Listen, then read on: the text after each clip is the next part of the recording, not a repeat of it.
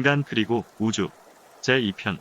약 46억 년 전 태양을 둘러싼 우리 은하계에서 거대한 입자들의 충돌로 생성된 지구는 39억 년 전에 물이 생겼고 38억 년 전 최초 원핵세포의 박테리아가 등장하였다. 그 후 10억 년 전에 다세포 생물체가 등장하면서 무척추동물, 연체동물들로 다양화되었다. 과거 700만 년 이후 고릴라와 침팬지가 분리되면서 직립보행을 하는 현재의 인간에 이르렀다. 그러면 이제 우리 은하계를 살펴보자.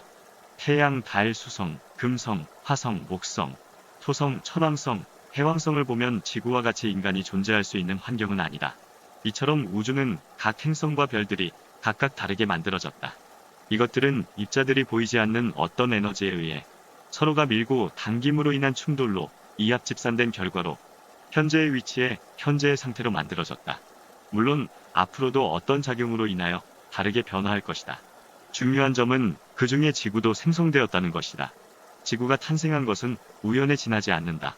그러나 지구에서 생명체가 탄생한 것은 우연이 아니다. 지구에는 생명체를 구성하는 입자들이 수없이 존재하고 있었기 때문이다. 지구에서만 생명체가 탄생하고 진화 발전하는 것은 우연이 아니라 필연이다. 생명의 탄생은 우주의 원리에 의해 빅뱅 단계부터 시작되었다. 빅뱅으로 인하여 행성과 은하가 생겼고 생명체에게 필요한 모든 물질이 만들어졌다. 우리에게 보이는 물질과 보이지 않는 물질들의 충돌로 이것들이 분산되고 합쳐지는 과정에서 현재의 우주가 형성되었다. 이런 와중에 생긴 것이 지구이고 은하계이다. 그런데 다른 행성에는 없는 생명체가 지구에서만 생기고 인간도 탄생했다. 지구 외의 다른 행성에도 인간 혹은 이와 유사한 생명체가 있겠지만 인류과학의 한계로 지구와 유사한 행성을 정확하게 못 찾고 있다. 생명체와 뇌의 출현은 어떻게 일어났을까? 태초 우주는 중력과 초신성 폭발 등으로 강력한 원자가 결합 또는 생성되면서 광자와 전자가 이동하고 전자가 광자를 흡수 또는 방출하여 지구를 비롯한 은하계가 형성되었다.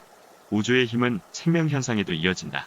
식물의 탄소동화 작용은 단백질에 의해 일어나는 생화학 반응으로 물 분자가 빛의 에너지에 의해 분해되는 것이다. 수소 원자액이 나오고 산소가 대기 중으로 분출되는 것인데 햇빛, 즉 광자가 들어가 엽록체에 흡수되어 일으키는 것으로 이것은 하인만 박사의 첫 번째 설명인 광자가 이동하는 현상에 따른 것이다. 빛 에너지를 흡수해서 고에너지 상태가 된 전자가 막 단백질을 통해 에너지를 단계적으로 낮추면서 여러 가지 생화학 반응을 일으킨다. 광자가 태양에서 지구 표면 식물의 잎으로 이동하면 빛을 흡수한 고에너지의 전자가 여기저기로 움직인다. 빛이 움직이고 전자가 이동하면서 전자가 빛 에너지를 흡수한다.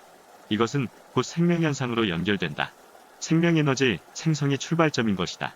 지구의 모든 생명은 우주의 탄생 원리와 작용 법칙에 따라 탄생하였다. 그 모든 생명은 의식을 가지고 있다. 그 의식은 자극에 반응하는 구조를 가지고 있으며 동물과 식물은 각각 다른 메커니즘으로 되어 있다. 아울러 고등동물일수록 그 메커니즘이 복잡하다. 식물도 마찬가지로 식물만의 메커니즘으로 환경에 맞게 변화 생존하도록 되어 있다. 모든 생명체는 우주의 흐름과 지구 자연의 법칙에 따라 태어나고 변화하고 일정한 시간이 지나면 사라진다. 즉 모든 생명들은 우주 원리에 의해 정밀하게 구성되어 있어 메커니즘에 따라 한치의 오차 없이 성장하며 진화하고 있는 것이다. 우리 인간도 생명체 중의 하나로서 의식을 가지고 태어나 지구 자연의 법칙에 따라 변화 진화된 존재이다. 그렇다면 도대체 우리 인간은 우주와 어떤 관계가 있는 것인가? 그리고 우리는 그것을 왜 알려고 하는가? 또 왜 알아야 하는가? 우리의 꿈을 성취하기 위해서 반드시 필요하기 때문이다. 지피지기라는 말처럼 우리의 환경과 우리 자신에 대해 좀 더 정확하게 파악하기 위하여 우주와의 관계까지 아는 것은 우리의 목표 달성에 도움이 된다. 동양에서는 예로부터 인간의 소우주로 여겨왔다. 한의학에서는 인간의 신체를 양의 기운을 가진 심장, 폐와 위에서 아래로 흐르는 하늘이라고 칭하는 위장, 그리고 음의 기운을 가진 간, 신장과 위로 흐르는 당으로 칭하는 비장으로 구분한다. 인간의 신체는 세포와 태양계, 인체의 근육 구조와 우주의 은하계 모양, 우주의 생성과 체계적인 특징, 구조적인 모습까지 우주의 원리를 빼닮은 작은 우주이다. 현대 과학은 별들의 모임인 은하계 우주의 구조적 관계가 원자, 세포, 인간의 관계에 그대로 적용된다는 사실을 밝혀냈다. 인간의 신체는 작은 우주와 같아 인간 자체가 소우주인 셈이다. 미국 시카고 대학의 닐 슈빈 생물학 교수는 DNA에서 우주를 만나다라는 저서에서 인간 DNA와 우주의 관계를 이론적으로 설명하였다. 우주 탄생에서부터 수십억 년 전에 일어난 우주적 사건들이 어떻게 작은 인간의 몸속에 담기게 됐는지 그 연관성을 학술적으로 규명하였다.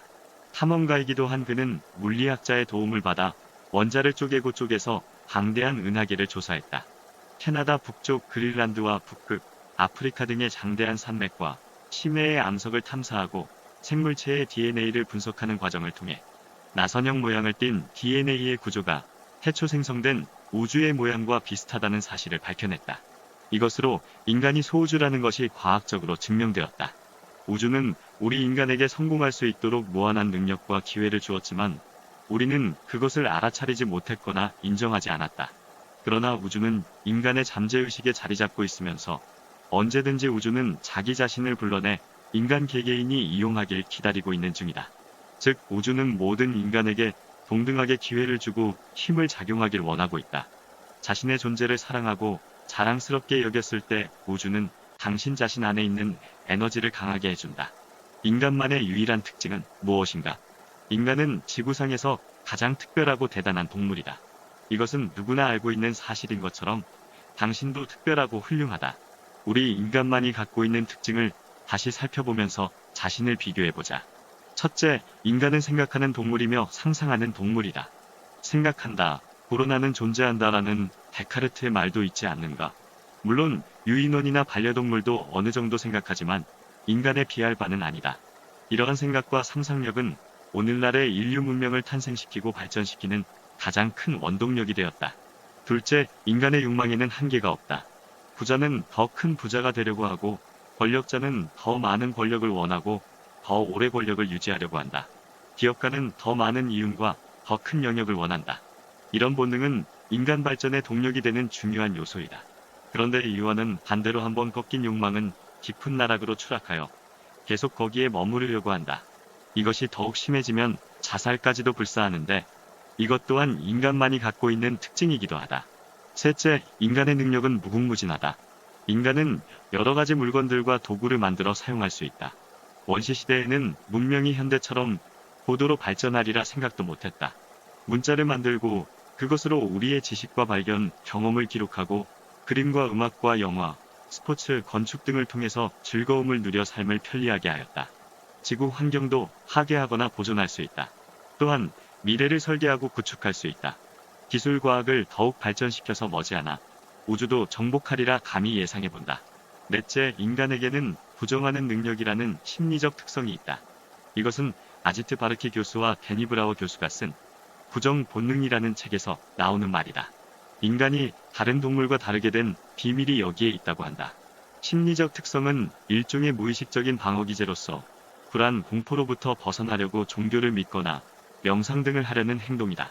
이같이 부정하는 능력으로 인해 인간은 심리적 장벽을 뛰어넘어 동물과 달리 자신의 능력을 폭발적으로 발전시킬 수 있다는 것이다. 이렇게 인간의 잠재 능력은 무궁무진한 것이다. 단지 우리가 그 사용 방법과 핵심 작동 원리를 몰라 헤매고 있을 뿐이다. 이제라도 늦지 않았으니 우리 몸의 파동을 우주의 파동에 맞춰놓고 각자 자신의 꿈을 펼쳐가면 상상력이 바로 놀라운 현실로 그대의 눈앞에 100% 펼쳐진다. 아직 늦지 않았다. 당신의 꿈을 펼쳐라. 그리고 그대가 주인공이 되어 그대만의 왕국을 건설하라. 오늘은 여기서 이만 줄일까 합니다. 편안하고 행복한 하루가 되십시오. 감사합니다.